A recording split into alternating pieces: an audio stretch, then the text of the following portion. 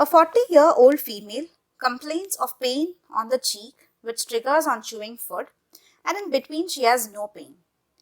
The likely diagnosis can be trigeminal neuralgia or sphenopalatine neuralgia or glossopharyngeal neuralgia or giant cell arteritis. In the question, the important key terms are the age and gender of the patient, the site of pain and the aggravating factor, and there are intervals in which the patient experiences no pain. So these are the important key terms we can get from the clinical scenario given here. And now let's quickly go through the important characteristic features of the 4 different conditions given to us in the options. First is the trigeminal neuralgia. It is an orofacial neuralgia. It is well known for the unilateral occurrence, and it is characterized by severe stabbing, lancinating type of pain in the distribution of 5th cranial nerve, that is the trigeminal nerve, and the most commonly affected division or branch of trigeminal nerve is the mandibular nerve, followed by maxillary nerve, and then the ophthalmic division of trigeminal nerve. The most commonly involved is mandibular nerve. The least commonly involved is the ophthalmic division of trigeminal nerve. And the trigeminal neuralgia occurs predominantly in females and in middle to old age adults. Okay, middle to old age people are usually affected, and it is less common to occur less than 35 years of age. And next important point for trigeminal neuralgia is the presence of trigger zones, and the trigger zones differ based on the division of nerve that is involved. In case of ophthalmic nerve involvement, the pain is confined to the supraorbital region, in the supraorbital ridge, and in case of maxillary nerve involvement, the patient experiences pain on touching the upper lip region, cheek region, ala of nose, and in the upper teeth and upper gum regions. Whereas in mandibular nerve involvement, the trigger zones are in the lower lip region, lower teeth, and in the lower gums. So these are the trigger zones based on the division of trigeminal nerve that is affected.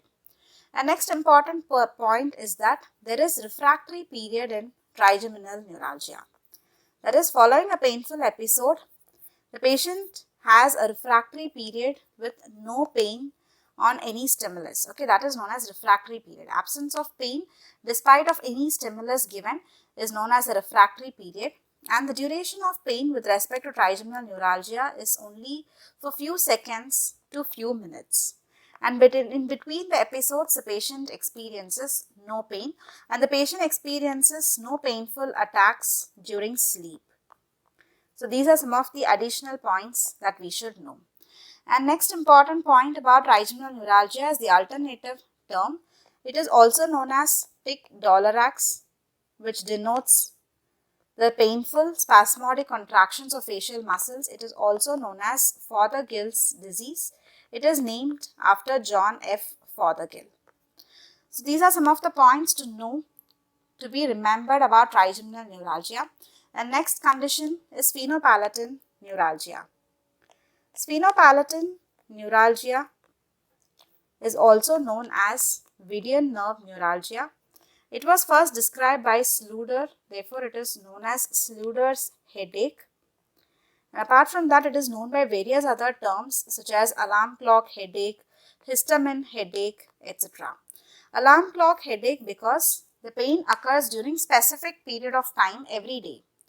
And it is also known as histamine headache or histamine It is known as Horton syndrome, etc. So these are some of the alternative terms for sphenopalatine neuralgia.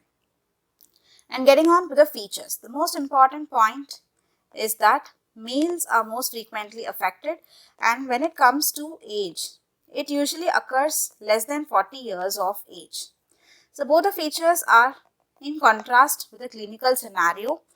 40-year-old female is given here, whereas sphenopalatine neuralgia occurs most commonly in males and less than 40 years of age.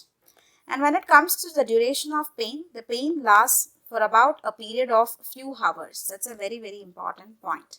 It helps us distinguish sphenopalatine neuralgia from other types of neuralgia. Okay, the pain lasts for a period of few hours and there are no trigger zones in sphenopalatine neuralgia. That's a very, very important point. No trigger zones in sphenopalatine neuralgia, and the pain is usually experienced in the mastoid region, that is in the base of ear. It can extend to involve the occipital areas as well. In such case, we even call it as periodic migrainous neuralgia. Periodic migrainous neuralgia. So these are some of the alternative terms. And apart from that, the periorbital areas are also involved. The patient experiences periorbital pain. So these are the features characteristic for sphenopalatine neuralgia. And next condition is glossopharyngeal neuralgia. As the name indicates, it involves glossopharyngeal nerve. The tympanic branch is getting involved here. Tympanic branch of glossopharyngeal nerve. And it is similar in most of the features with trigeminal neuralgia. That's very, very important. And it can be differentiated from trigeminal neuralgia only based on the trigger zones. In case of glossopharyngeal neuralgia, the trigger zones are usually situated within the posterior oropharynx.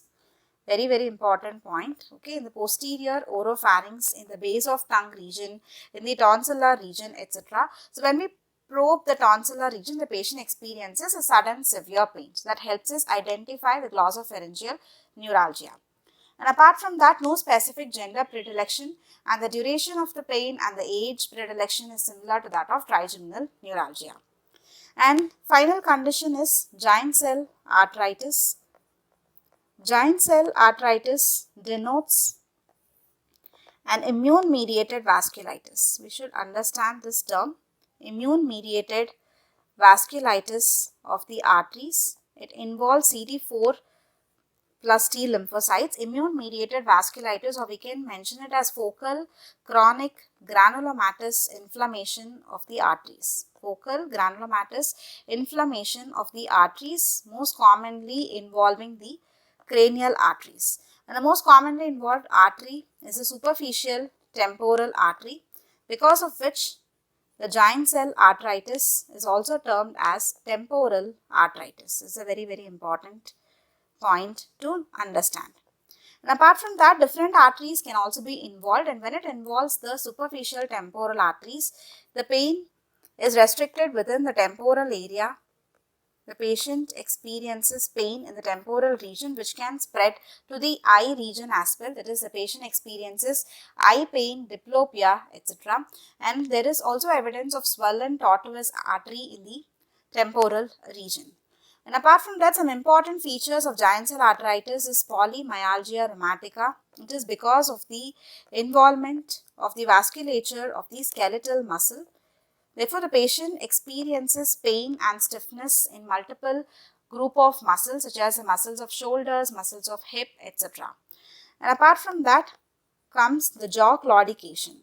That is, the patient experiences severe cramping pain in the masseter temporalis region. So again, it is correlated with a muscular ischemia. So therefore, it resembles the myalgic pain. But giant cell arteritis is a different entity. It is due to focal chronic granulomatous inflammation of the arteries. Many arteries, even the aorta, can be involved, but most frequently involved is the cranial arteries. And now with this knowledge, let's get back to the question. So here it is mentioned a 40-year-old female. So first we'll correlate the age and gender predilection. Sphenopalatine neuralgia can be eliminated on the first go as it occurs in males and less than 40 years of age group. And in case of giant cell arteritis, it usually occurs in old age. That's an important point. Okay, it usually occurs in old age.